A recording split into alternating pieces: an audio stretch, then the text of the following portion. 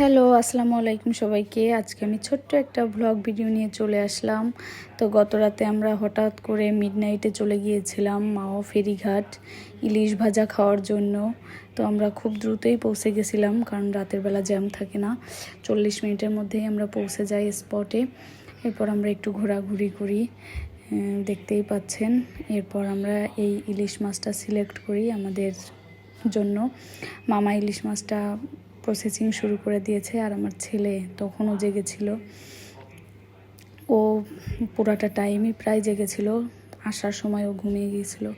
এরপর রেডি হয়ে গেছে আমাদের ইলিশ ভাজা, বেগুন ভাজা, লেজ ভর্তা। এরপর আমি আমার নিজের একটা ভিডিও নিচ্ছিলাম রেস্টুরেন্টে। তারপর আমরা চলে গেলাম চা খাওয়ার জন্য। এই শাহি চায়ের ইয়াটা দেখে বেশ ভালো লেগেছিল আমার। এরপর আমরা বাসার উদ্দেশ্যে রওনা দিই। তখন ভোর 5টা বাজে। আশেপাশের রেস্টুরেন্টগুলো তখনও ঝকঝক করছিল।